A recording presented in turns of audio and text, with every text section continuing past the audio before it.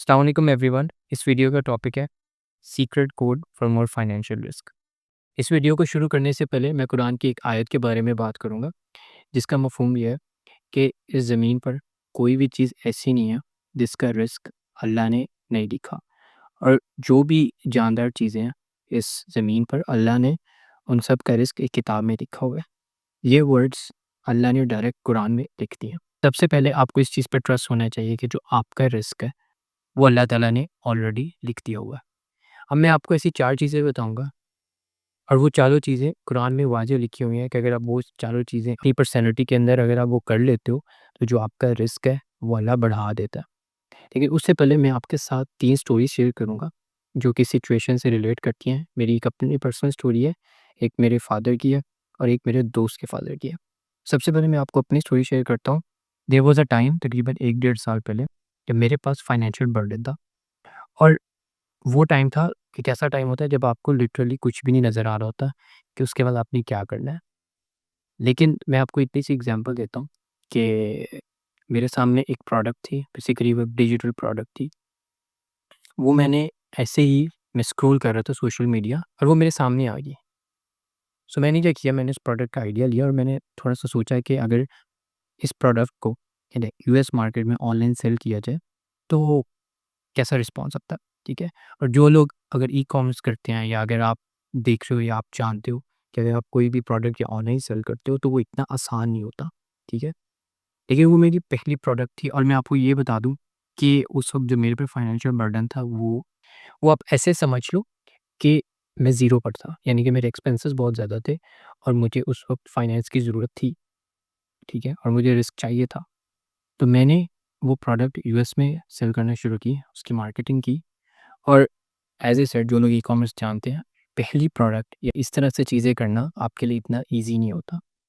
और क्या हुआ ना कि मैंने उस प्रोडक्ट से लाइक नॉर्मल अच्छी सेल्स और प्रॉफ़िट जनरेट किए, बल्कि अल्हम्दुलिल्लाह इतने जनरेट कर लिए कि वो अगले 1 डेढ़ साल तक जो मैंने फाइनेंसेस वहाँ से अगले 3-4 माह में अर्न किए, वो उन फाइनेंसेस को मैं अगले डेढ़ साल चलाता रहा। आज भी मैं उस चीज़ को जब सोचता हूँ ना, तो मेरा जो ईमान है और जो मेरा फ़ेथ है वो और ज़्यादा स्ट्रॉन्ग हो जाता है कि जब भी आपकी लाइक किसी भी लिहाज से मुश्किल हालात आप पर आते हैं या आपकी कमर दीवार से लगती है, आपको महसूस होती है और आपको महसूस होता है कि आप एक जगह पे कॉर्नर हो चुके हो, तो सबसे पहले आपने अल्लाह पर अपने ट्रस्ट नहीं छोड़ना और आपने ये चीज़ की उम्मीद रखनी है कि अल्लाह आपको कहीं न कहीं से रिस्क ज़रूर देगा। वरना मैक्सिमम क्या होगा, ज़्यादा से ज़्यादा क्या होगा, आपकी डेथ हो जाएगी। तो मरना तो एक दिन सब ने, ठीक है? तो मैं वर्स्ट के केस सिनेरियो इस तरह से इमेजिन करता था और एक बस ये चीज़ होती थी कि जितनी भी वो फाइनेंशियल स्ट्रेस आती थी, बस ये एक अल्लाह पे ट्रस्ट होता था कि अल्लाह ने कहीं न कहीं से रिस्क मुझे दे देना है, क्योंकि अल्लाह ने मेरा रिस्क लिखा हुआ है। इसी तरह अगर मैं अपने फ़ादर की बात करूँ, तो मैं अभी भी अपने फ़ादर की लाइफ़ देखता हूँ। माशाल्लाह हम लोग 5 बहन-भाई हैं और हमारे फ़ादर ने हमें best of the best education दी, ठीक है? जो भी चीज़ हमने डिज़ायर की, हमें उन्होंने लाइफ़ में प्रोवाइड की। ना सिर्फ प्रोवाइड की, बल्कि घर के एक्सपेंसेस, हर चीज़, अपना बिज़नेस मैनेज करना, सब चीज़ें उन्होंने खुद मैनेज की हैं, ठीक है? और आज भी जब भी उनसे कई लोग पूछते हैं कि आपने इतने इकोनॉमिकल मुश्किल हालात में किस तरह से सारी चीज़ें आप मैनेज करते हो या आप हमें कोई एडवाइस शेयर कर सकते हो? तो मेरे फ़ादर का सिर्फ़ एक ही जवाब होता है, अल्लाह। और आज भी मैंने जब भी अपने फ़ादर का बैंक अकाउंट देखा है या उनसे मैं पूछता हूँ तो वो मुझे हमेशा खाली नज़र आता है। अब इसका ये मतलब नहीं है कि ज़ाहिर-सी बात है उन्हें पैसे नहीं आते, लेकिन इसका ये मतलब है कि जो भी इनकी बिज़नेस डीलिंग होती है वो उसकी कैश में होती है। लेकिन वो आज भी ये कहते हैं कि जब भी मुझे कभी फाइनेंशियल स्ट्रेस हुआ या पैसों की ज़रूरत बहुत ज़्यादा थी किसी चीज़ के लिए, अल्लाह ने उनको कहीं न कहीं से प्रोवाइड किया। और वो ये कहते हैं, मैंने अल्लाह से हमेशा यही दुआ की है कि ना मुझे ज़रूरत से ज़्यादा दी, ना मुझे ज़रूरत से कम दी। तो शायद यही उनकी दुआ है जो कबूल होती है कि उनके पास या वो जो लाइफ़ में जो लग्ज़रीज़ होती हैं, जो कि सब ड्रीम करते हैं, उस चीज़ की उन्हें कोई चाहत नहीं है। लेकिन इतना उन्हें अल्लाह पे यकीन होता है कि जब भी मुश्किल हालात या किसी कभी पैसों की ज़रूरत होगी, तो अल्लाह उन्हें कहीं न कहीं से रिस्क प्रोवाइड कर देता है। इसी पर अल्लाह की आयत भी है कुरान में कि मैं तुम्हें वहाँ से रिस्क देता हूँ, जहाँ से तुम्हें उम्मीद भी नहीं होती। अब इसी आयत की बेस पर मेरे एक दोस्त की स्टोरी है, जो कि मेरा बहुत करीबी दोस्त है। उसके फ़ादर के साथ भी ये हुआ। अच्छा, ये जो मेरा दोस्त है basically he is an Arab और आज माशाल्लाह उनका जो फैमिली बिज़नेस है या उसके फ़ादर ने जो कई साल लगा के बिज़नेस एस्टेब्लिश किया, यानी कि आप ये कह लो वो जिस इंडस्ट्री में है, इट्स उनका जो बिज़नेस है it's one of the top 5 कह लो अपने मुल्क के अंदर। तो वो मुझे अपने फ़ादर की एग्ज़ाम्पल देता है और उसकी उनकी स्टोरी सुनाता है। वो कहता है कि मेरे फ़ादर आज भी जब ये स्टोरी सुनाते हैं ना, तो उनके ये रोंगटे जो बाज़ों के बाल हैं, वो खड़े हो जाते हैं।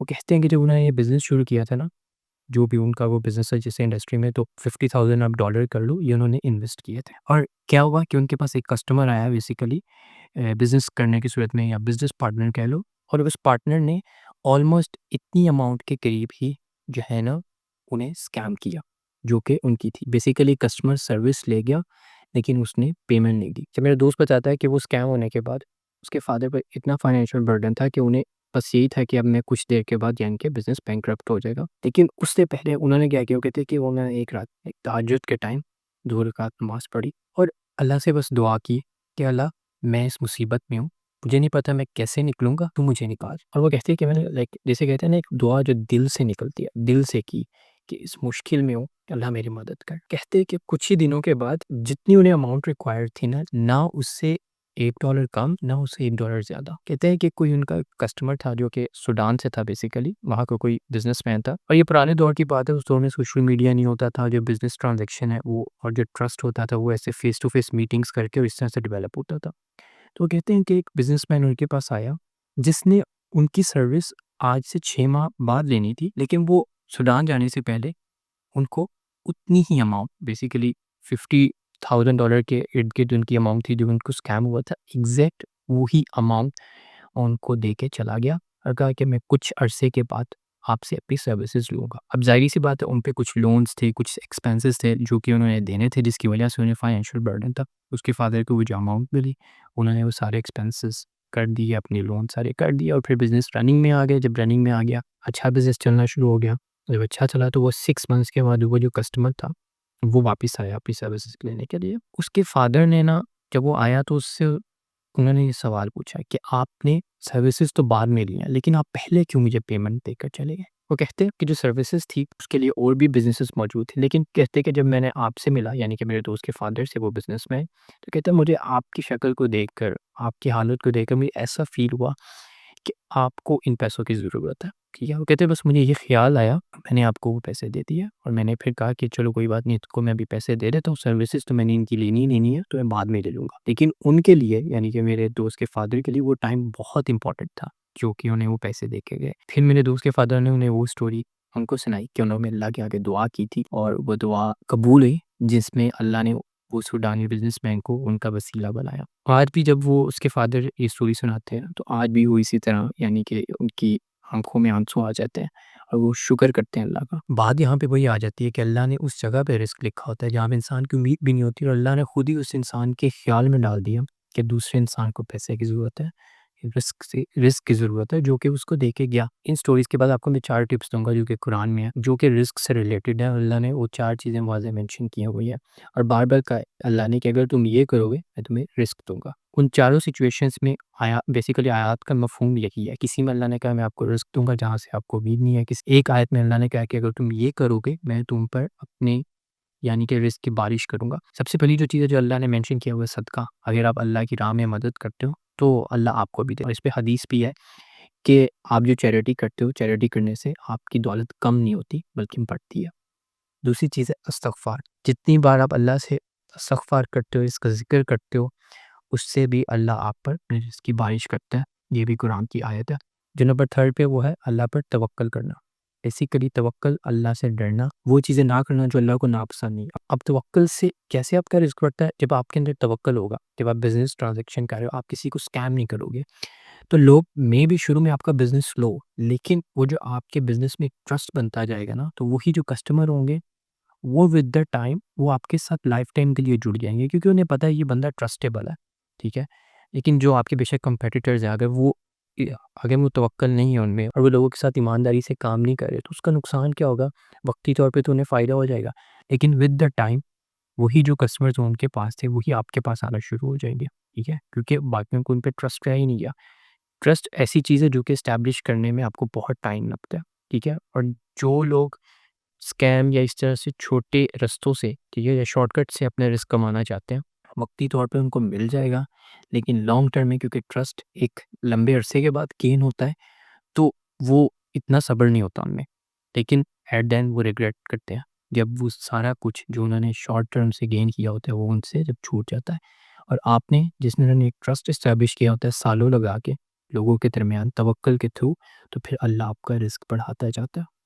और जो लास्ट चीज़ है वो ये है कि आपने शुक्र करो, और इस पे भी कुरान की आयत है कि अगर तुम शुक्र करोगे मैं तुम्हें और दूँगा। अगर तुम शुक्र नहीं करोगे तो अल्लाह ने जो आपको दिया वो अल्लाह वापस भी ले सकता है, और वो आप पर फिर आज़माइश होती है। तो ये वो चारों चीज़ें अगर आप इन्हें अपनी लाइफ़ में इम्प्लीमेंट कर लेते हो अपनी आज से, नो मैटर आपकी उम्र क्या है, आप यंग हो, यंग नहीं हो, ये चीज़ आप अपनी लाइफ़ में इम्प्लीमेंट करके देखो। बेशक आप कुछ महीनों के लिए या 1 साल के लिए इन चीज़ों को आप इम्प्लीमेंट करके देखो। उसके बाद अपनी जो आपकी लाइफ में जो प्रोग्रेस होगी आपके रिस्क में, तो आप उसको मॉनिटर करना और फिर आप खुद डिसीजन लेना क्या वाक़ई ये जो चीज़ें हैं, क्या ये वर्क करती हैं या नहीं? ये मैं फ़ैसला आप पर छोड़ता हूँ।